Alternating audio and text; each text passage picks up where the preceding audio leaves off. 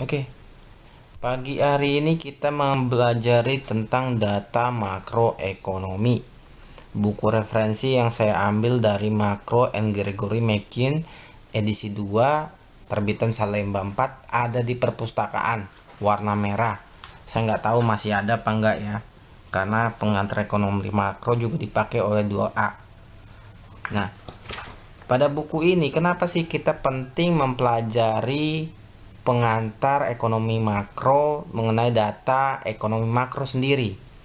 Karena agar nanti kalian kelak menjadi karyawan terus menganalisa itu mampu apa mengukur pendapatan suatu negara, atau yang menjadi politikus yang berniat menjadi anggota dewan atau apa ya, mungkin kepala desa juga butuh kali data ekonomi makro.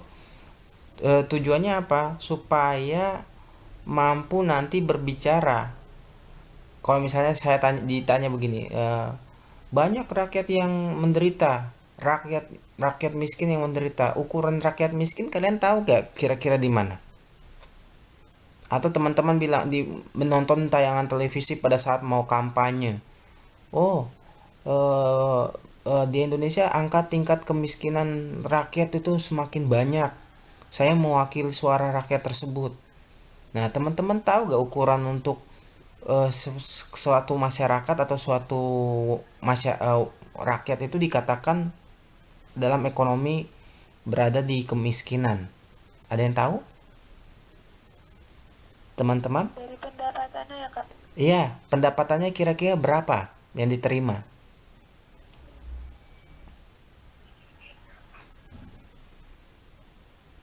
Nah, ini kan teman-teman masih belum belum mendapat, mungkin semuanya masih belum mendapat gambaran berapa sih pendapatannya. Nah, begitu juga Indonesia. Kalau kita bicara makro, berapa Indonesia ini dikatakan negara maju, negara berkembang, atau negara miskin sebenarnya? Tunggu, ada yang masuk lagi, saya sambil uh, save dulu ya. Oke, saya lanjutkan ya. Jadi inilah yang pentingnya mengukur pendapatan suatu negara dalam materi pengantar ekonomi makro kita hari ini. Nah, kalau mengukur pendapatan suatu negara ada dua analisisnya, mikroekonomi dan makroekonomi. Di mikroekonomi sendiri, ilmu ini tentang bagaimana rumah tangga dan perusahaan itu membuat keputusan dan bagaimana mereka berinteraksi di pasar. Sementara makroekonomi ini ilmu yang tentang fenomena perekonomian secara lebih luas, termaksud inflasi yang kemarin kita pelajari. Kemudian ada pengangguran dan pertumbuhan ekonomi. Nah, untuk mengukurnya itu bagaimana? Menjawab seperti pertanyaan berikut ini. Mengapa rata-rata pendapatan tinggi di beberapa negara dan rendah di negara lain? Mengapa harga yang meningkat dengan cepat beberapa periode waktu tapi stabil di periode waktu yang lain?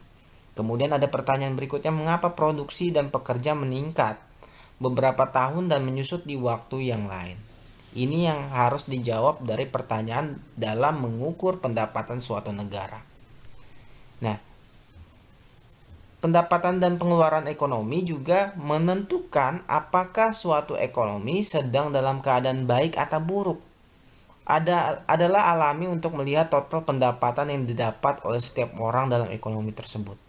Jadi, dalam pendapatan dan pengeluaran ekonomi juga dilihat bagaimana pendapatan yang didapat oleh setiap individu dalam ekonomi tersebut. Nah, kemudian apalagi? Untuk sebuah ekonomi secara keseluruhan, pendapatan harus sama dengan pengeluaran karena setiap transaksi memiliki pembelian dan penjualan. Setiap dolar yang dibelanjakan pembeli adalah $1 untuk penjual. Nah, ini maksudnya ini karena bukunya masih menggunakan bahasa asing. Kalau yang di perpus itu nanti pakai bahasa Indonesia. Jadi kata dolar ini bisa digantikan rupiah. Setiap rupiah yang dibelanjakan pembeli adalah $1 pendapatan untuk penjual. Jadi sama, ekivalen, maksudnya seimbang. Kemudian produk domestik bruto sendiri atau yang kita kenal dengan istilah PDB adalah ukuran pendapatan dan pengeluaran suatu ekonomi. Kemudian adalah nilai pasar seluruh barang dan jasa akhir yang diproduksi di suatu negara pada periode tertentu. Nah, persamaan dan pengeluarannya dapat diilustrasikan dengan gambar yang seperti kalian mungkin di SMA mempelajari nggak ya? Saya nggak tahu nih.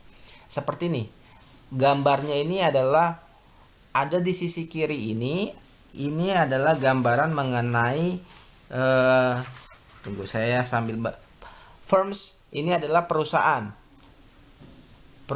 yang memproduksi barang jasa kemudian menggunakan beberapa faktor untuk produksi. Nah, di sini adalah household, ini adalah rumah tangga. Rumah tangga ini adalah bagaimana biasanya akan berbicara tentang membeli dan mengkonsumsi barang dan jasa atau memilikinya untuk dijual, untuk memproduksinya sendiri juga dalam skala kecil. Nah, ini adalah pasar barang dan jasa berbicara tentang bagaimana perusahaan menjual dan rumah tangga membeli. Sementara di sini adalah pasar faktor produksi yang bagaimana rumah tangga itu menjual dan perusahaan ini membeli. Cara membaca grafiknya adalah ketika perusahaan ini pertama kali muncul dari sebelah kiri mengeluarkan produk yaitu barang dan jasa kemudian dijual ke pasar. Kemudian dari barang dan jasa dibeli, good and service both, itu maksudnya dibeli oleh rumah tangga.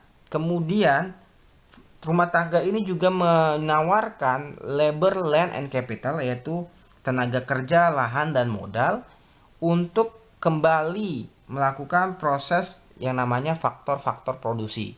Kembali lagi ke perusahaan, faktor-faktor produksi tersebut.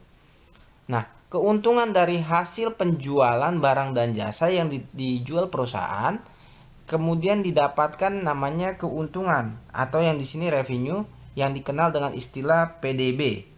Ya, ini revenue-nya adalah PDB juga. Kemudian dari hasil dari beli atau konsumsi yang dilakukan pada transaksi rumah tangga dan pasar adalah spending, adalah pengeluaran. Ini juga dikenal dengan istilah PDB juga.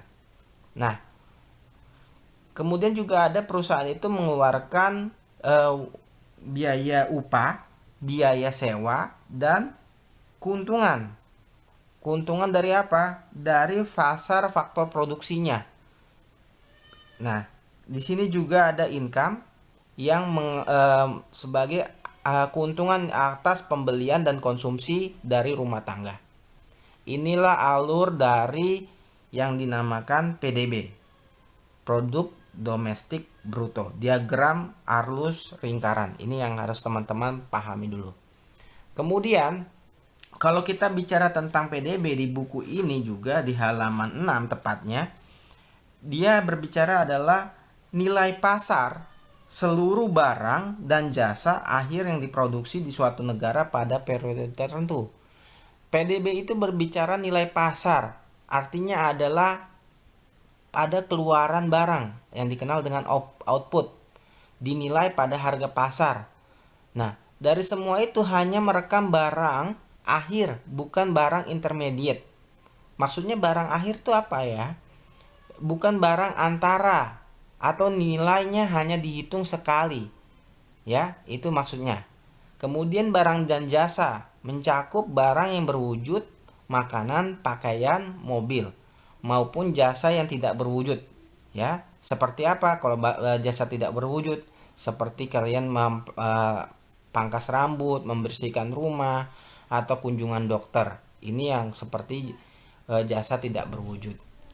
Kemudian yang diproduksi, seperti apa? Mencakup barang dan jasa yang sedang diproduksi, tidak termaksud transaksi yang melibatkan barang-barang yang diproduksi pada masa lalu. Dalam suatu negara, mengukur nilai produksi di dalam batas-batas wilayah geografis suatu negara. Jadi, misalnya Indonesia dari Pulau Miangas sampai Pulau Rote, itulah hanya batas-batasnya yang diukur. Kalau misalnya di bagian Kalimantan atas ke sana misalnya masih menggunakan rupiah, bisa diukur nggak? Tidak. Jawabannya tidak bisa karena hanya merupakan batas geografis suatu negara. Nah, pada suatu periode juga mengukur produksi dilakukan dalam rentang waktu tertentu. Jadi pengukuran produk domestik bruto dilakukan dalam waktu tertentu. Biasanya selama 1 tahun atau paling tidak 1 triwulan atau 3 bulan. Jadi selama 1 tahun 12 bulan ada pengukurannya sekali saja atau menggunakan sistemnya triwulan. 3 bulan, 3 bulan sekali, 3 bulan sekali, 3 bulan sekali selama 1 tahun. Oke.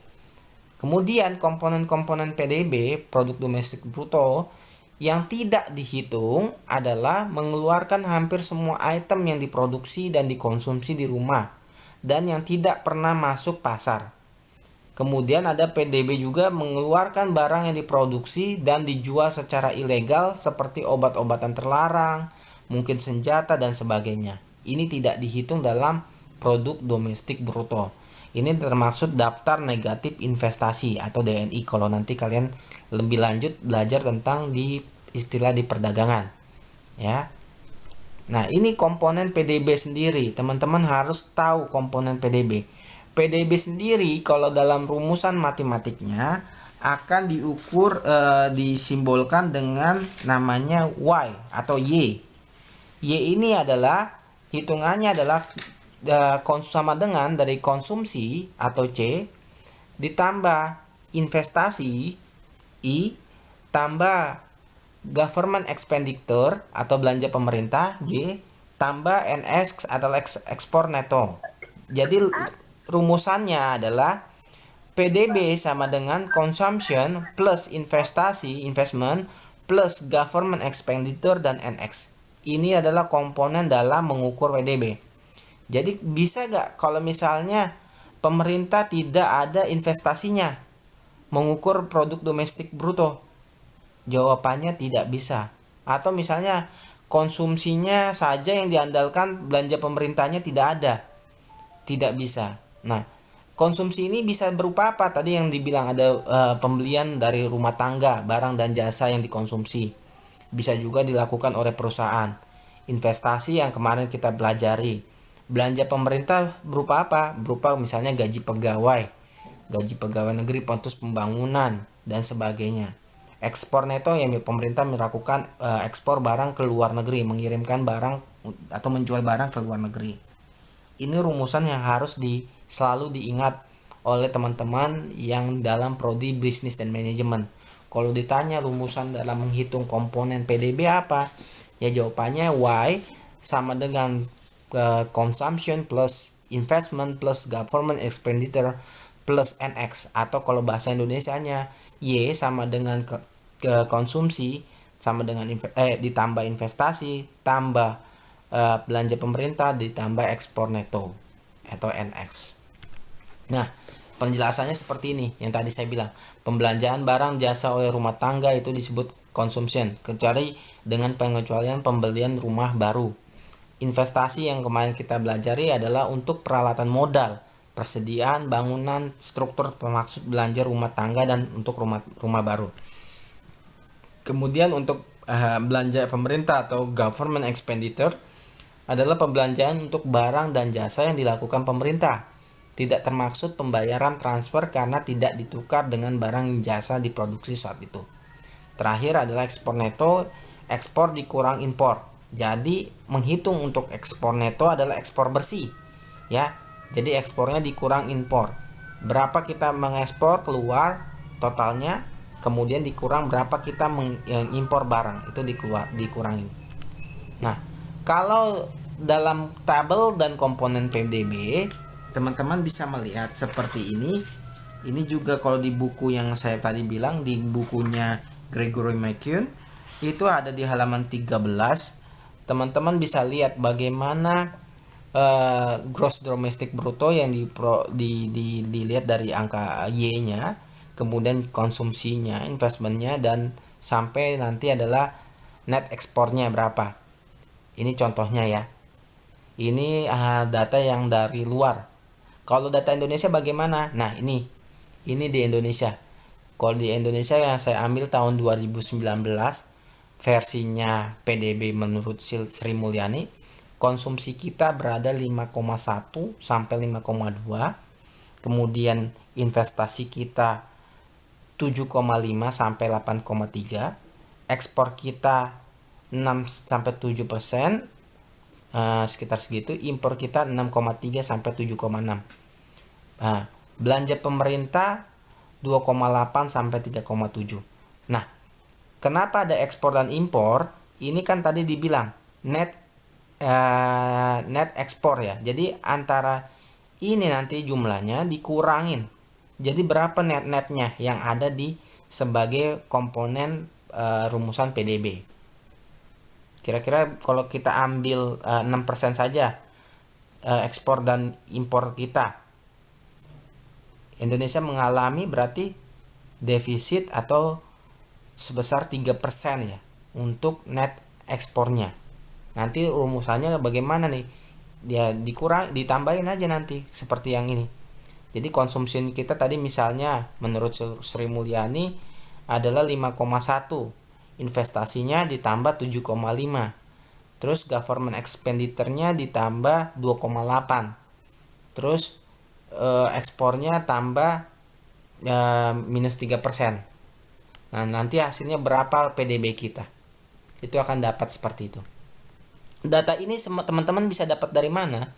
Semuanya bisa dicek dalam Bank Sentral Indonesia atau bi.go.id, nanti bisa dikunjungi, atau juga bisa ambil dari Badan Pusat Statistik BPS dan kementerian lain mungkin mengeluarkan tentang data komponen PDB Indonesia. Tujuannya apa? Tadi yang kembali lagi tujuannya di sini bisa mengukur suatu negara itu bagaimana pendapatannya, ya. Apakah ekonominya itu dalam keadaan baik atau buruk, atau melihat total pendapatannya ya. Jadi ketika kita bicara PDB, kembali lagi ketika kita udah mengukur, oh tujuannya berapa, udah nanti ketemu ekonomi kita baik atau buruk. Sama seperti pendahuluan tadi saya bilang, teman-teman tahu kalau misalnya ada yang politikus bilang menyebut-nyebut rakyat miskin banyak sebanyak mana, berapa ukuran pendapatan yang diterima orang rakyat miskin? Ada standarnya. Kalau menurut ukuran yang resmi dari lembaga keuangan dunia, standar ukuran rakyat miskin adalah yang mempunyai tingkat income atau pendapatan itu adalah kurang lebih 15.000 sehari. Jadi kalau dia hanya mendapatkan 15.000 sehari, itu bisa dikategorikan dia masuk ke dalam rakyat miskin. Ya. Jadi sebenarnya kemudian untuk yang sedang bagaimana, Pak? Yang sedang adalah sekitar 50.000 sehari. Jadi kalau di bawah 15.000 atau mempunyai 15.000 sehari penghasilan, itu bisa dikatakan masuk ke golongan masyarakat kurang mampu. Gitu ya. Nah, kemudian ada juga PDB real versus nominal. Pengertiannya dulu. PDB nominal adalah nilai produksi barang dan jasa pada harga kini. Sementara PDB real nilai produksi barang dan jasa pada harga tetap. Saya ulang biar teman-teman paham dengan istilahnya. Nanti ada perhitungannya juga. PDB nominal adalah nilai produksi barang dan jasa pada harga kini. Sementara PDB real nilai produksi barang dan jasa pada harga tetap. Nah, sebuah pandangan yang akurat dari ekonomi memerlukan penyesuaian PDB nominal ke PDB real, ya, dengan menggunakan deflator PDB. Ya, ada satu pandangan bahwa kalau untuk mengukur yang akurat ekonomi, maka ada penyesuaian. Produk domestik brutonya harus nominal ke PDB real dengan menggunakan deflator PDB. Ini menurut pandangan saya lupa, tapi ada di bukunya McQueen ini juga. Contohnya nih, bagaimana teman-teman mengukur satu PDB real dengan PDB normal. Di buku ini juga ada di halaman 15. Ini di tabel 2. Nah, misalnya ambil contoh, kalau di sini ini kebetulan angkanya cukup berbeda. Misalnya tahun 2001 ketika memproduksi hot dogs itu hanya $1. Kuantitinya jumlahnya adalah ketika kita bisa mengeluarkan $1 untuk memproduksi mendapatkan 100 hotdogs. Hamburger gimana? Kalau hamburger itu dengan $2 kita bisa mendapatkan 50. Ya. Kemudian tahun 2002 naik. Ya, terjadinya inflasi. $2 bisa mendapatkan 150. Kemudian hamburger $3 mendapatkan 100. 2003 dengan $3 mendapatkan 200. Kemudian di hamburger sendiri dia $4 mendapatkan 150. Kalau kita menghitung PDB real, ya, ini kita menghitung PDB realnya, itu tinggal dihitung $1 per hotdog dikali 100 tadi kuantitinya, ditambah bagaimana produk untuk hamburger, $2 per hamburger dikali 50 sesuai dengan data ini, ya. Jadi ini dikali ini tambah ini dikali ini, maka akan mendapatkan angkanya seperti ini. Jadi per quantity dihitungnya, calculating nominal GDP-nya. Ini dikali terus tambah ini dikali ini. Nah, kemudian hasilnya berapa? Inilah hasil untuk yang dinamakan PDB real. Kalau bagaimana PDB nominal? PDB nominal, lihat terjadi perbedaan. Pertama memang sama, $1 dikali 100 tambah 2 kali 50. Tetapi berikutnya tidak. Dia hanya dikali 150, kemudian dikali 100, yang ini dikali 200, ini dikali 150. Kenapa bisa? Karena dia hanya mengeluarkan berdasarkan yang terjadi, ya. Yang terjadi kenaikannya bertahap. Ya, kenaikannya bertahap. Nah, terjadi perbedaan. Nah, kemudian dihitung dengan apa? Dihitung dengan deflator PDB. Yang seperti tadi dikemukakan, untuk ini adalah tingkat yang harga dihitung sebagai rasio PDB sehingga akuratannya itu mencapai sempurna. Ketika dihitung PDB real dengan PDB nominal, maka nominal itu kan dikali juga 100 sehingga angkanya nanti tingkat keakurasiannya 100% sempurna.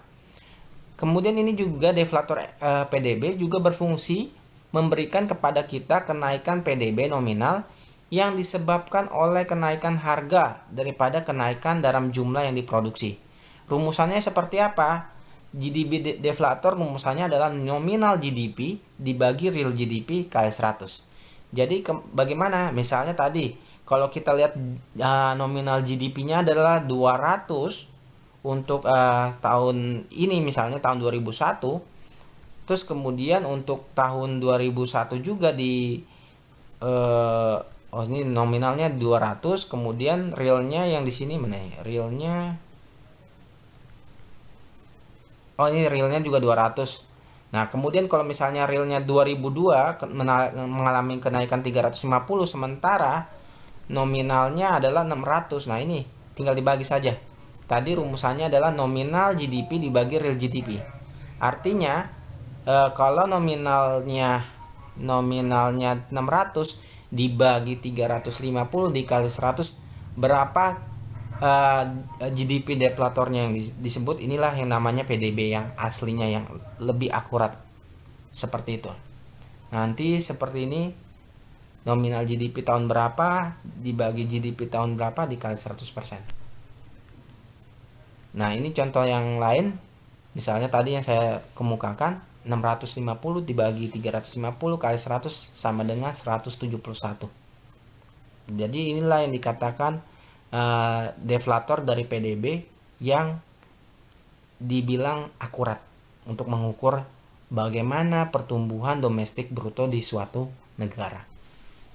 Nah, PDB dalam kesehatan ekonomi salah satunya ukuran terbaik untuk mengetahui sehat atau tidaknya, baik atau buruknya keadaan masyarakat di suatu negara tersebut. PDB per kapita memberikan informasi tentang pendapatan, pengeluaran warga, rata-rata perekonomian per individu. Ya, jadi kita juga bisa tahu nih rata-rata pendapatan dan pengeluaran warga setiap dalam suatu negara itu berapa kira-kira. Nanti ini terkait dengan apa kalau di negara kita nanti akan terkait dengan bantuan sosial yang akan dikeluarkan pemerintah juga. Nanti juga terkait dengan apa investasi yang harus berapa, ada suku bunga dan sebagainya. Nah, semakin tinggi PDB per individu mengindikasikan semakin tingginya standar hidup. Jadi kalau semakin tinggi nih PDB-nya, negara ini bisa dibilang bukan lagi negara berkembang, tetapi menjadi negara maju. Jadi ketika orang bertanya Indonesia termasuk negara apa? Negara maju, negara berkembang, atau negara miskin? Bisa diukur dari PDB-nya.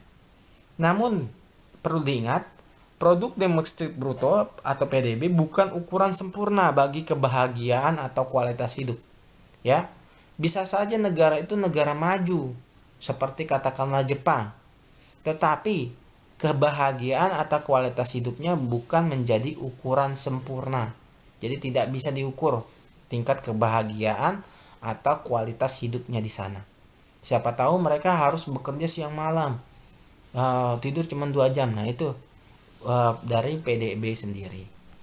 Beberapa hal yang tidak berkontribusi pada PDB, kesejahteraan tidak dimasukkan dalam PDB karena apa? Nilai waktu luang, nilai lingkungan bersih, nilai dari hampir semua kegiatan dilakukan di luar pasar.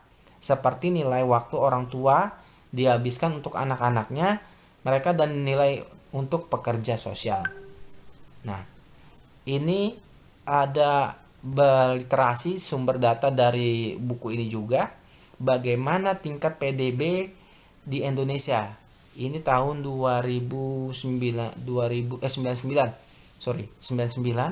bahwa Indonesia pada saat itu termasuk negara yang 1 2 3 4 5 6 7 8 9 10 besar tingkat PDB-nya sebesar 2,857 dan harapan hidupnya sekitar 66, usia yang paling terakhir itu 66. Kemudian adult literasi itu tingkat bacaan itu sekitar 86.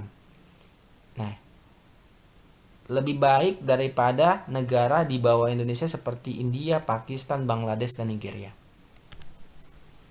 Nah, pada akhirnya kesimpulannya PDB itu adalah nilai pasar dari seluruh barang, jasa, akhir yang diproduksi di dalam negeri pada periode tertentu.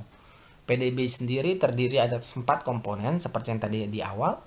Pengeluaran yaitu konsumsi, investasi, belanja pemerintah, dan ekspor neto. Kemudian PDB nominal menggunakan harga kini untuk menilai produksi barang dan jasa dalam perekonomian. PDB real menggunakan harga konstan tahun basis untuk menilai produksi barang dan jasa dalam perekonomian. Sementara deflator PDB yang dihitung dengan menggunakan rasio PDB nominal dan PDB real mengukur tingkat harga dalam perekonomian. Begitu sampai sini mengenai mengukur PDB dan data ekonomi makro. Kira-kira teman-teman ada yang mau ditanyakan sampai di sini? Silakan.